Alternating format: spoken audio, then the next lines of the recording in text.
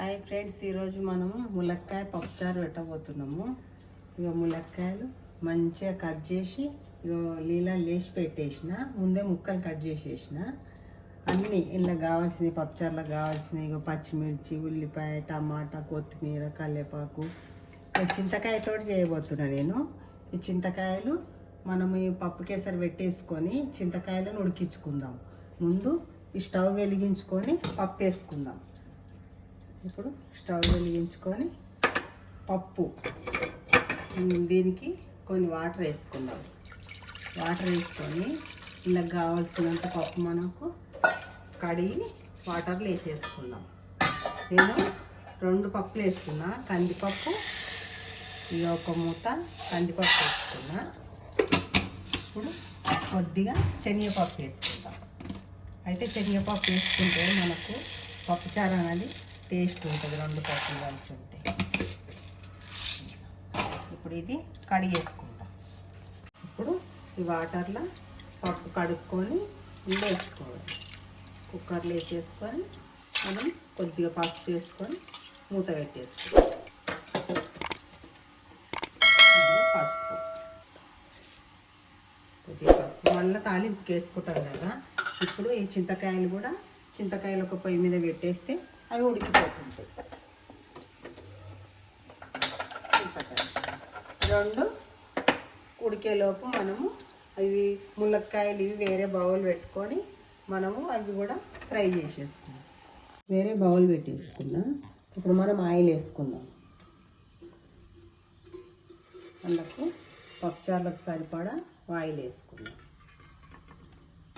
Oil వేసుకొని ఇప్పుడు oil వేడైంది. ఇప్పుడు అందులోకి కొద్దిగా ఇంగు వేసుకుంటున్నా. కొద్దిగా ఇంగు వేసుకొని ఇప్పుడు జీలకర్ర ఆవాలు 2 మిక్సింగ్ ఉన్నాయి. వేసుకొని కొద్దిగా కలుపుకోవాలి. ఒక బిర్యానీ ఆకు వేసుకొని ఇప్పుడు ఇవి కొద్దిగా వేగుతున్నాయి కదా. ఇప్పుడు అందులో కట్ చేసి పెట్టుకున్న పచ్చిమిరపకాయలు, ఎందుకంటే జీలకర్రలు మాడిపోతామంటే మనం పచ్చిమిర్చి వేసుకోవాలి. తర్వాత రాలిపోతుంది, లేకపోతే అవి మాడైపోయింది. వేయించుకోవాలి. ఇవి వేగుతుంటాయి కదా, ఉల్లిపాయ ముక్కలు వేసుకోవాలి. ఉల్లిపాయ ముక్కలు వేసుకొని ఈ ఉల్లిపాయ ముక్కలతో పాటు ఇప్పుడు మనం కట్ చేసి పెట్టుకున్న ములక్కాయలు వేసుకోవాలి.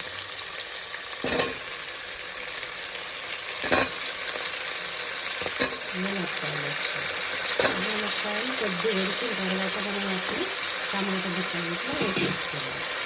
ఇప్పుడు సిమ్లో వేసుకొని కొద్దిగా సాల్ట్ వేసుకొని ఉడికిస్తున్నాము.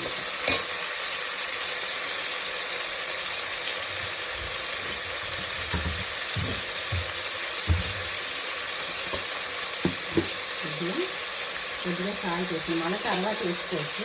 ఇప్పుడు కొద్దిగా వేసుకున్నాం, ఎందుకంటే పచ్చిమిర్చి ఉంది కదా, చేదు వాడకుండా మనం కొద్దిగా సాల్ట్ వేసుకోవాలి.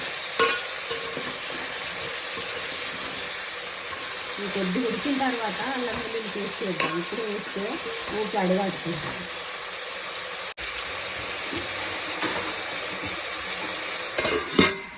ఇప్పుడు ఉడుకుతున్నాము, రేట్లో ఉడికిపోతున్నాయి. ఇప్పుడు మనం కొద్దిగా అందులోకి అల్లం వెల్లుల్లి పేస్ట్ వేయాలి. అల్లం వెల్లుల్లి పేస్ట్ వేసుకొని మనము పసుపు వేసుకోలేదు కదా, పప్పుల్ని కొద్దిగా వేసినాము. ఇందులో కూడా కొద్దిగా వేసుకోవాలి. వేసుకొని ఇక కడిగి పెట్టుకున్న కరివేపాకు రెమ్మలు వేసుకొని మనం కట్ చేసి పెట్టుకున్న టమాటా ముక్కలు ఉన్నాయి కదా, టమాటా ముక్కలు కూడా ఇందులో వేసేసుకోవాలి. కొత్తిమీర మనం పప్పుచారు మసిలేటప్పుడు కొత్తిమీర వేసుకున్నాం, బాగుంటుంది.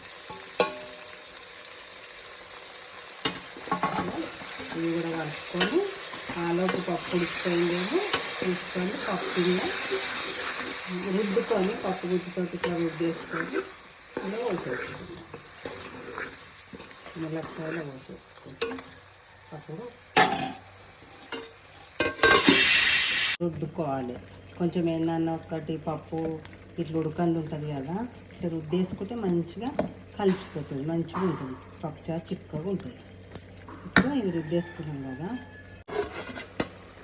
ఇది కూడా మంచిగా దగ్గర ఉంటుంది. మనము పప్పు అనేది ఇలా పోసేస్తాం, ఇలా వేసేస్తాం.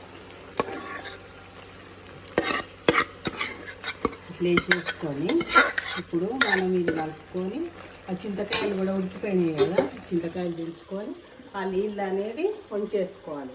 ఈ ఉడికిన నీళ్ళు ఉంచుకోవద్దు, వంచేసుకోవాలి. వంచేసుకొని మళ్ళీ మనం వేరే నీళ్ళు పోసేసుకోవాలి. ఇట్లా పోసేసుకుంటున్నా, ఎందుకంటే ఇది అడుగు వస్తుంది కదా. మనం చింతకాయ పులుసు తీసుకునే లోపు ఇవి కొద్దిగా ఉడికిపోతుంది పప్పులో. చింతకాయలు మంచిగా లాగా ఉంది, బాగుంది. పులుసు కూడా మంచిగా వస్తుంది చింతకాయలు. పులుసు, చింతకాయ పులుసు ఇలా పిసుక్కున్నా. ఇలా కావాల్సినంత మనం ఇలా పోసేసుకుందాం. పోసేసుకుంటే ఇప్పుడు కొంచెంసేపు మసాలా పెట్టేసుకోవాలి. ఇది మసిలేటప్పుడు మనము కొద్దిగా కొత్తిమీర వేసుకుందాం. ఇప్పుడు పప్పుచారు మసులుతుంది మెల్లగా.